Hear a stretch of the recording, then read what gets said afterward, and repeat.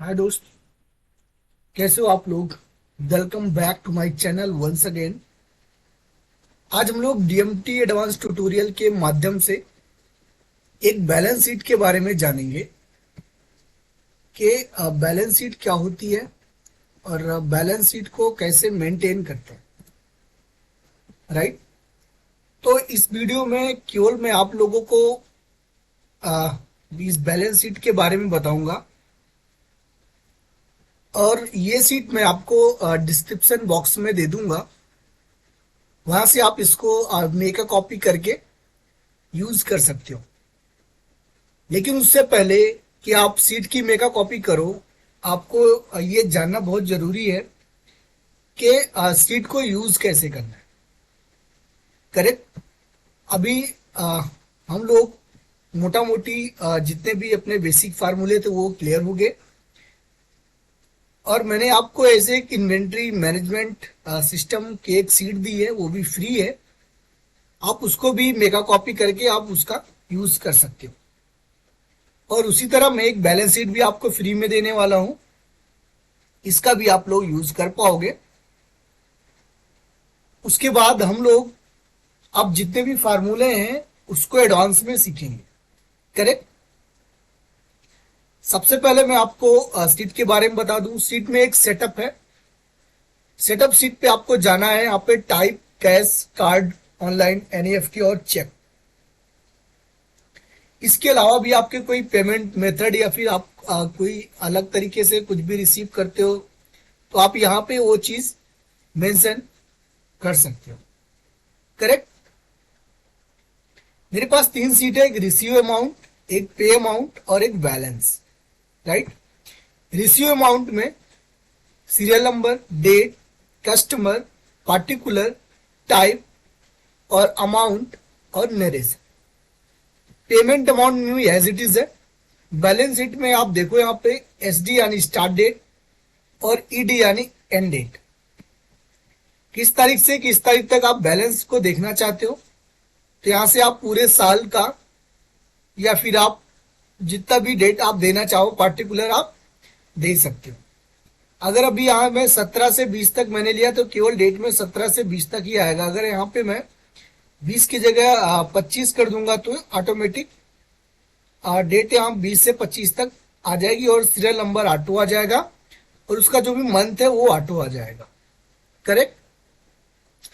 अब देखो यहाँ पे रिसीव अमाउंट 20,000। 20,000 में से 5,000 हमने पेमेंट किया है। अभी जो बैलेंस अपने पास बचा है 25 तारीख तक वो 15,000 है। करेक्ट। 20,000 टोटल अपने रिसीव किया और उसमें से 5,000 पेमेंट कर दिया तो अपने पास जो बैलेंस बचा वो 15,000 बचा। अभी हम लोग क्या करते हैं कि एक रिसीव कर लेते हैं। ठीक है। 20,000 है, 5,000 हम लोग अमाउंट और रिसीव करते हैं। रिसीव वाली सीट पे गए, यहाँ पे आपको जहां पे लिखा है रिसीव अमाउंट, यहाँ पे आप जैसे जाओगे नीचे आपको लिंक दिखेगी। लिंक पे आप ओपन करोगे आपको गूगल फॉर्म दिखेगा। इसमें आपको पार्टी डाली है, लाइक मैं डालता हूं एएसबी फूड, राइट। पार्टिकुलर कुछ नहीं, आपको एनए कर देना है। पेमेंट का मेथड मैं डाल देता हूं कैश और अमाउंट डाल देता हूं 5,000, राइट। निर्देशन में आप कुछ देना चाहो तो दे सकते हो, अदरवाइज आप एनए कर दो और सबमिट। जैसे आपने सबमिट किया तो यहाँ पे देखो एक आज की डेट में एक एंट्री होगी SB food, particular NA, cash 5,000 और नरेशन मैंने कर दिया एनए। अब आप बैलेंस शीट पे जाके देखो, पहले 20,000 था, अभी 25,000 हो गया। 25,000 में से 5,000 मैंने पेमेंट किया तो बैलेंस कितना बचा, 20,000 बचा। करेक्ट। अगर हम लोग 18 तारीख में, अभी यहाँ पे देखो जो रिसीव अमाउंट है ये 17 तारीख है। जैसे आप 18 तारीख में रिसीव करोगे तो 18 तारीख के सामने यहाँ पे उसका रिसीव अमाउंट दिखा देगा। करेक्ट। आज डेट 17 है तो यहाँ पे 17 तारीख का दिखा है। अभी हम लोग अभी जो पेमेंट है वो 5,000 है, हम लोग 2,000 और पेमेंट कर देते हैं तो देखते हैं बैलेंस शीट पे क्या इम्पैक्ट आता है। करेक्ट। तो हम लोग पेमेंट पे गए और पेमेंट पे आप जाओगे तो यहाँ पे भी आपको सेम है पेमेंट अमाउंट। जैसे आप इस पे जाओगे आपको एक लिंक मिलेगी, लिंक ओपन करना है, यहाँ पे पार्टी का नाम डाल देना। लाइक मैं डाल देता हूँ XYZ, मैं डमी डेटा डाल रहा हूँ, पार्टिकुलर में कुछ नहीं, आप NA कर दो। कैसे आप पेमेंट कर रहे हो, मैंने बोला कि मैं ऑनलाइन पेमेंट कर, कितना कर रहा हूँ 2000। नरेशन में आपके पास होगा, लाइक नरेशन में क्या डालना है, बिल नंबर हो गया, या फिर आप अगर चेक से पेमेंट कर रहे हो तो चेक का नंबर डाल सकते हो, आप चेक की डेट डाल सकते हो नरेशन में। और आप NEFT कर रहे हो तो उसके कुछ डिटेल्स डाल सकते हो। कार्ड से पेमेंट कर रहे हो तो आप कार्ड का नंबर डाल सकते हो कि कौन से कार्ड से पेमेंट कर रहे हो। नरेशन में अभी मैं कुछ नहीं NA कर रहा हूँ और मैंने किया सबमिट। जैसे आप सबमिट करोगे यहाँ पे देखो एक डेटा ऑटो सेव हो गया, उसका कलर भी ऑटो हाईलाइट हो गया। अब बैलेंस शीट में जाके देखो, टोटल 5000 पहले पेमेंट था, 2000 अभी पेमेंट आया मैंने किया, तो 7000 टोटल पे हो गया। अभी अपने पास जो बैलेंस है वो 18,000 है, करेक्ट। तो यहाँ पे अगर आप देखोगे 17 से 17 तारीख तक कितना बैलेंस था, तो यहाँ पे दिखा देगा कि 25,000 आपका रिसीव अमाउंट है और 7,000 आपका पेमेंट अमाउंट है। टोटल आपके पास जो भी बैलेंस बच रहा करंट में वो 18,000 है, करेक्ट। यहाँ पे दो सीटें और हैं, एक पेमेंट और एक रिसीव। ये फॉर्म का रिस्पॉन्स है, ठीक है। अभी यहाँ पे देखो 17 था, अगर मैं इसको 18 कर देता हूँ, ओके, मैंने इसको 18 कर दिया। अब रिसीव अमाउंट में जाके देखो तो 18 तारीख को एक रिसीव हुआ 5,000। बैलेंस शीट में आप जाके देखोगे, इसको मैं बढ़ा देता हूँ, 17 से 20 कर लेता हूँ, राइट। तो देखो 18 तारीख को ये दिखा देगा कि 5,000 यहाँ पे रिसीव हुआ था, ठीक। यहाँ पे देखो 20,000 आया, 20,000 में से 7,000 पेमेंट किया, 13,000 बचा।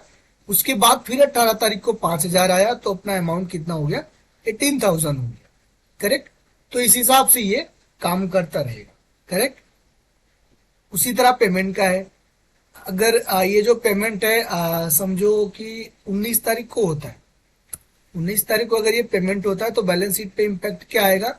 यहाँ पे देखो पहले 20,000 था, 20,000 में से 5,000 पेमेंट किया, 15,000 बैलेंस बचा। फिर वापस 5,000 आया, जीरो पेमेंट किया तो 20,000 हो गया। उसके बाद फिर 19 तारीख को 2,000 पेमेंट कर दिया, तो अभी 18,000 बैलेंस बचा। अभी अपने पास जो करंट बैलेंस है वो 18,000, करेक्ट। तो इसके हिसाब से ये एकदम प्रॉपर वर्क कर रहा है। आपको इसमें सबसे ज्यादा ध्यान देने वाली चीज ये है कि आप इसमें कहीं भी कुछ भी एडिट ना करें। ये फार्मूले लगे, आप इसको बिल्कुल भी ना छेड़े। अगर आपको कुछ भी एडिट करना हो तो आप रिस्पॉन्स में जाके एडिट कर सकते हो। उसी तरह सेम आपको पेमेंट में भी करनी है, आपको कहीं भी कुछ भी एडिट नहीं करना है।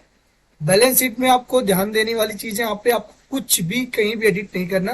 केवल आप स्टार्ट डेट और एंड डेट को बदल के आप जिस तारीख से जिस तारीख तक लेना चाहते हो, लाइक बैलेंस चेक करना चाहते हो, आप चेक कर सकते हो। अगर यहाँ से आप समझो 17 दिसंबर से लेकर के पूरे महीने का आप दे दोगे, तो यहाँ पे डेट पूरे महीने की ऑटोमेटिक आ जाएगी, राइट। तो किस तारीख तक कितना बैलेंस था वो दिखा देगा। यहाँ पे देखो अभी तक का जो बैलेंस 31 तक चल रहा है वो 18,000 चल रहा है। क्यों? क्योंकि अभी तक केवल मैंने यहाँ तक की 2,000 पेमेंट किया, करेक्ट। तो अभी मैं इसको 17 to 20 कर देता हूँ। आई होप कि आप लोगों को यहाँ तक समझ में आया होगा।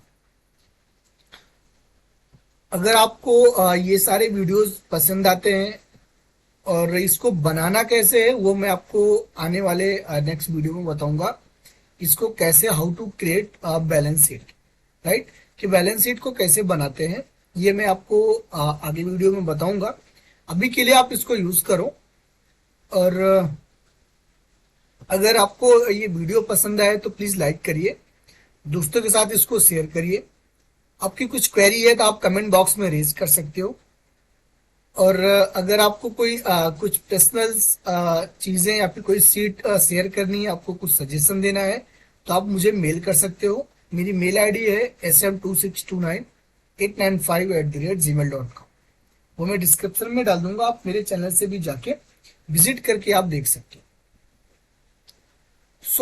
ये फॉर्म कैसे बनाना है, ये सब लिंक कैसे जनरेट करते हैं, ये सब मैंने आपको बेसिक फार्मूले में जो भी मेरा बेसिक वीडियोस है उसमें मैंने बता रखा है।